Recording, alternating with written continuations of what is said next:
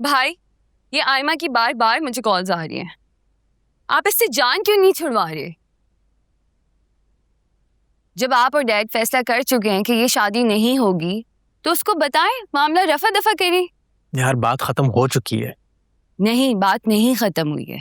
बात तब खत्म होगी जब आप आयमा को और डैड रोशनी आपी को स्ट्रेट फॉरवर्ड मना करेंगे। अदरवाइज तो ये मामला लिंगर ऑन करता रहेगा। हाँ, मैं कुछ सोचता हूँ। अब क्या सोचना है? यार कुछ तो सोचना पड़ेगा ना।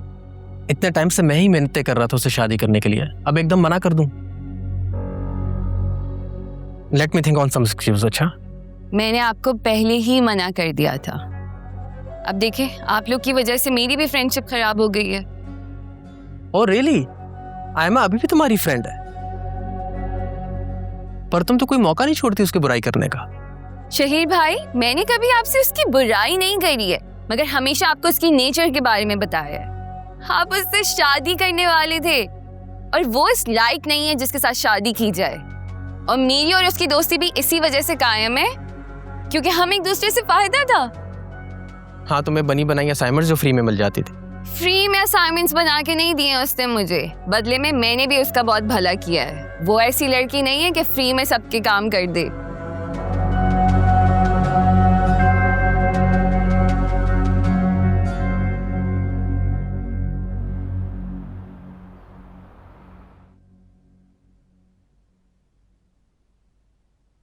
जी वजी भाई, हुक्म। अरे भाई हुक्म क्या करना है, मैं तो बस आप लोगों के आगे रिक्वेस्ट ही कर सकता हूँ। मैं आप दोनों की ख्वाहिश और जिद की वजह से यहाँ रुक गया।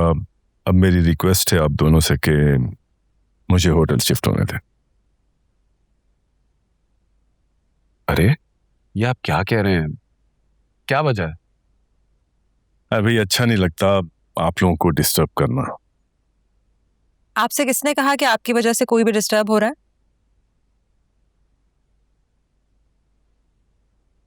बल्कि सच तो ये कि आपके आने से घर में बहुत रौनक है।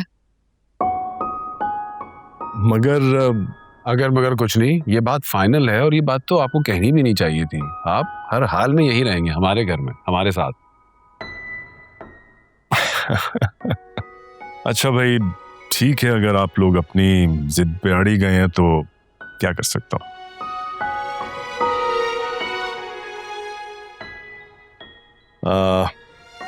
रोशनी जी। ये तुम्हारी शादी का गिफ्ट है।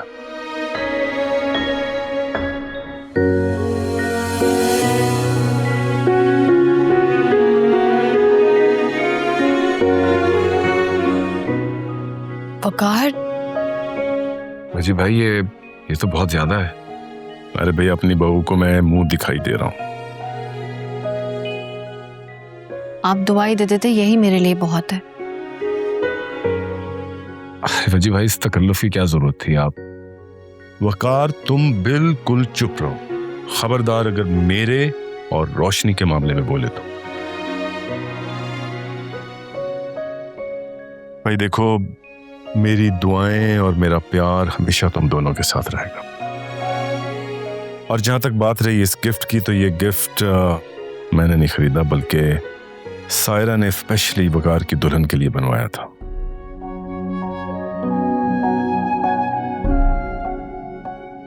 मैं तो बस तुम्हारी इमानत तुम्हें लौटा रहा हूं, और अगर तुम लेने से इनकार करोगी तो सायरा बहुत हर्ट होगी।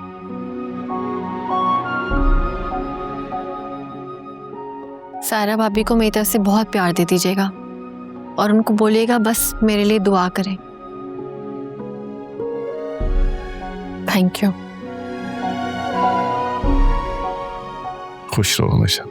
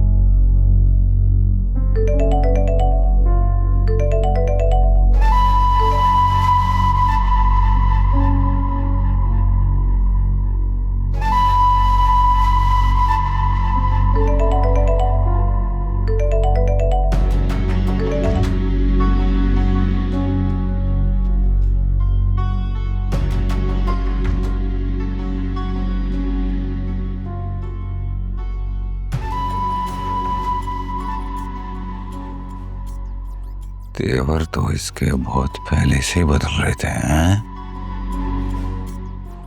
नया आशिक मिल गया है, इसलिए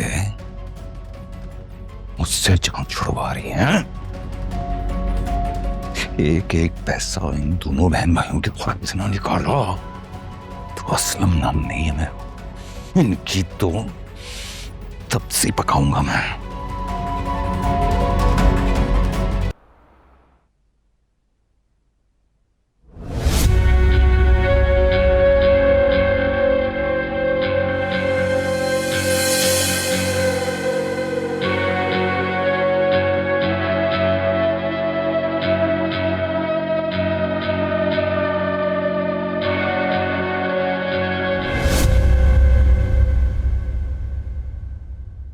मैं कुछ कपड़े लाई थी तुम्हारे लिए, देख लेना। क्या जरूरत थी? आपको तो पता है मैं दूसरों की चॉइस के कपड़े नहीं पहनती। या मुझे साथ ले जाती? नेक्स्ट टाइम ले जाऊंगी साथ। वैसे ये नेकलेस काफी एक्सपेंसिव होगा ना? काफी कीमती लग रहा है। आपके पास शायद ही इससे कोई ज्यादा कीमती ज्वेलरी होगी।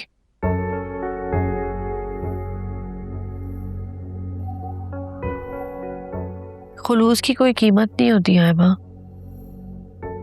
पर डायमंड्स की तो होती है। काफी रईस बुढ़ा लगता है। क्या बदतमीजी है, ये क्या लैंग्वेज है? इज्जत से बात किया करो।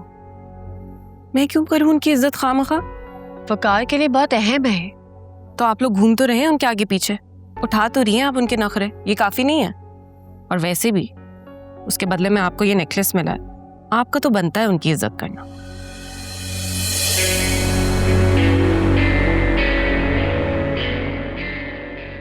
अच्छा एक काम करें, आप ये नेकलेस मुझे दे दें। मेरी शादी है ना, और आपको तो वैसे भी शौक नहीं है ना आप पहनती हैं, पर मुझे तो बहुत शौक है डायमंड्स का।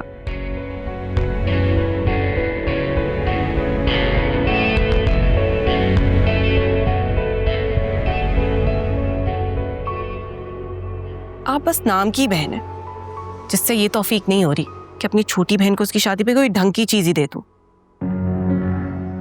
तोहफा ही तो है, कौन सा आपके शौहर के पैसे खर्च हुए हैं।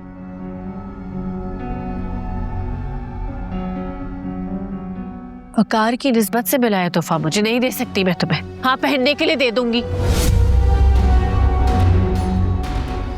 क्या हो गया आप ही? मैं तो मजाक कर रही थी, तो अपसेट ही होगी।